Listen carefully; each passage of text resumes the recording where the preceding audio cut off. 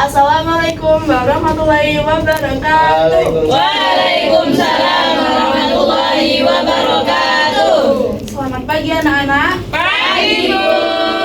Gimana kabarnya kalian hari ini? Alhamdulillah, luar biasa. Allahu Akbar. Yes. Alhamdulillah, semoga semuanya dalam keadaan sehat dan semangat untuk belajar hari ini ya. Iya, Bu. Sebelum mulai, alangkah baiknya kita berdoa dulu. Silakan ketua kelas untuk memimpin doanya. Siapa ketua kelasnya? Iya. Mbak Sadia, tolong dipimpin doanya. Iya. Berdoa mulai. Berdoa selesai. Selanjutnya Ibu akan mengecek kehadiran kalian satu persatu. Di sini ada yang tidak masuk? Ada Bu Ida. Siapa? Ida. Buyut. Buyut Ida. Sama proses olah. Rina, hadir. Daniela, Hadir Bu. Nabila, hadir. Baik, hadir semua ya. Ya. Sebelum masuk ke materi, Ibu mau tanya nih. Bisa di sini siapa sih yang punya hewan peliharaan di rumah? Punya Bu. Hewan apa? Kucing. Sapi. Jadi banyak sekali ya. Coba bayangkan kalau hewan-hewan itu bisa berbicara seperti manusia. Menurut kalian apa sih yang mereka bicarakan atau ucapkan? Makanan. Membicarakan tuannya Bu. Oke, baik. Jadi hari ini kita akan belajar tentang teks fabel. Ada yang tahu teks fabel itu apa? Belum. Yang belum. Ya. Ya saya. Kalau salah gimana Bu? Gak apa-apa, jawab aja. Teks fabel itu teks yang berisi cerita hewan yang seperti manusia. Iya, betul sekali.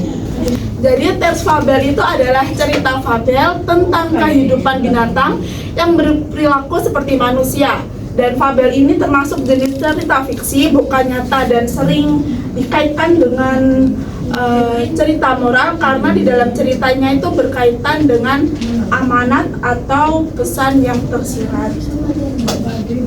Selanjutnya di ciri-ciri teks fabel.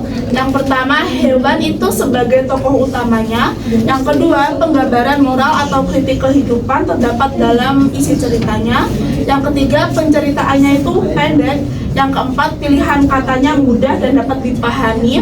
Yang kelima, menceritakan karakter kuat dan lemah. Yang keenam, menggunakan pengaturan alam atau suasananya itu kebanyakan di alam ya. Yang ketujuh, fiksi atau hayalan. Selanjutnya ada unsur teks fabel. Yang pertama ada tema, yaitu ide pokok yang mendasari cerita. Yang kedua, tokoh dan penokohan, yaitu di setiap cerita itu ada karakter atau pemeran. Yang ketiga ada latar, tempat, waktu, suasana dalam cerita. Yang keempat ada alur, yaitu urutan jalan cerita. Yang kelima, sudut pandang, yaitu cara pengarang atau penulis menyajikan cerita. Yang keenam ada amanat, yaitu pesan yang tersirat di dalam cerita. Selanjutnya ada struktur teks fabel. Yang pertama ada orientasi. Tolong Mbak Daniela dibacakan orientasi itu apa? Orientasi yaitu tokoh, pengenalan, latar tempat, dan waktu. Nah, betul sekali. Jadi orientasi itu tokoh pengenalan, latar tempat, dan waktu yang ada di dalam cerita. Yang kedua ada komplikasi, yaitu permasalahan.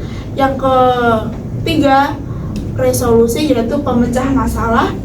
Yang terakhir ada koda, yaitu hikmah atau pelajaran yang dapat diambil dari cerita tersebut. Selanjutnya di sini ada cerita semut dan belalang. Ada yang mau membacakan? Coba Mbak Nina dibaca cerita semut dan belalang. Semut dan belalang. Di padang rumput yang hijau, hiduplah seekor semut yang rajin dan seekor belalang yang suka bermalas-malasan. Saat musim panas tiba, semut sibuk mengumpulkan makanan, sementara belalang hanya bernyanyi dan menari. Musim dingin pun datang. Semut merasa aman di lumbung makanannya yang penuh. Belalang mulai kelaparan dan kedinginan karena tidak punya persediaan apa-apa. Dengan gemetar, belalang mendatangi semut. Semut yang melihat kondisi belalang merasa iba. Aku akan memberikan sedikit makanan, kata semut. Tetapi, berjanjilah mulai sekarang kamu harus lebih bijak dan bertanggung jawab mempersiapkan masa depan. Belalang setuju dan berjanji akan berubah. Nah, terima kasih Mbak Lina. Dari yang dibaca Mbak Lina ini tadi, ada yang bisa menentukan struktur dari cerita semut dan belalang. Coba yang bagian orientasi, bagian mana? Padang rumput yang hijau. Betul sekali. Kemudian yang komplikasi, bagian mana? Komplikasi. Betul, yang musim dingin datang, semut merasa aman di lumbungnya.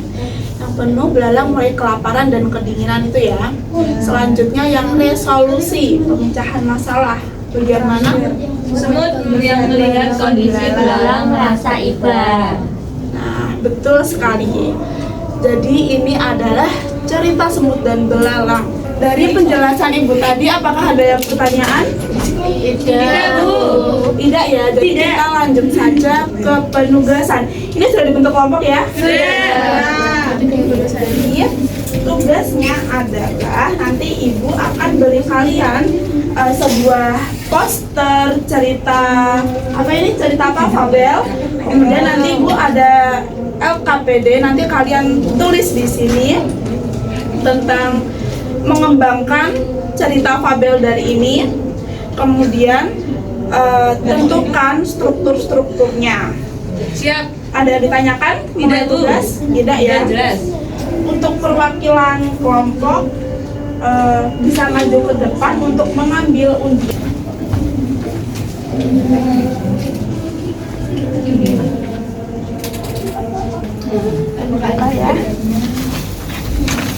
Kamu dapat apa? Kancil dan buaya. Kamu buaya. Persahabatan singa dan tikus, Bu. Oke, persahabatan sengaja yang Kancil, burung gagak. kancil bu, kancil, kancil. Oke. Kalah ini, Bu. Silakan LKPD-nya. Ibu bertengkar, Ibu bertengkar. LKPD. Singa dan tikus. Oh. Terima kasih bu. Oke.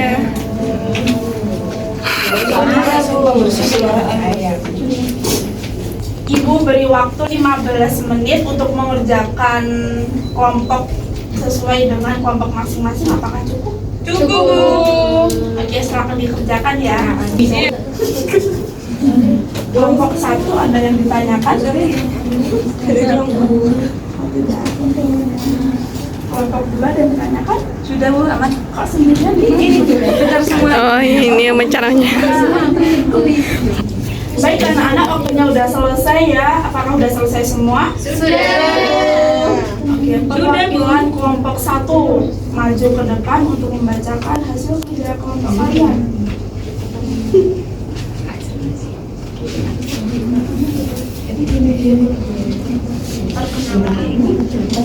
Baik, perkenalkan nama saya Elisa Fira, biasa dipanggil Elisa. Tolong diperhatikan ya teman-teman. Dari perwakilan kelompok 1 akan mempresentasikan hasil kelompok kami. Kelompok kami mendapatkan fabel persahabatan singa dan tikus ini ya teman-teman. Persahabatan singa dan tikus. Bagian pertama, pertemuan di gua. Ini guanya ya teman-teman, bisa diperhatikan. Orientasi. Pada suatu hari, singa yang perkasa sedang tidur nyenyak di dalam gua. Datanglah tikus kecil yang penakut. Tikus berlari dan bernyanyi riang tanpa melihat ke depan. Lalu tiba-tiba, komplikasi pertama. Tikus menabrak wajah singa. Singa terkejut dan marah besar. Ia langsung mencerkam tikus. Tikus memohon, maafkan saya Tuan Singa, jangan makan saya. Jika Tuan melepaskan saya, suatu hari nanti saya akan membalas kebaikan Tuan. Singa tertawa terbahak-bahak, hahaha. Mendengarkan janji tikus, karena tubuh tikus sangat kecil, singa berpikir, bagaimana mungkin tikus kecil ini bisa menolongku? Akhirnya singa melepas tikus karena merasa tikus terlalu kecil untuk dimakan. Bagian kedua, membalas budi. Beberapa waktu kemudian, Komunikasi kedua, singa sedang berjalan di hutan mencari makan, tetapi ia tidak sengaja terperangkap dalam jaring pemburu yang kuat. Singa meronta-ronta dengan cepat dan gigih. Tikus mulai menggigit tali-tali perangkap satu persatu menggunakan giginya yang tajam. Koda, singa sangat berterima kasih atas pertolongan tikus. Singa menyesal pernah meremehkan tikus. Sejak saat itu, singa berjanji tidak akan menakuti tikus lagi dan mereka berdua bersahabat dengan baik. Silakan duduk.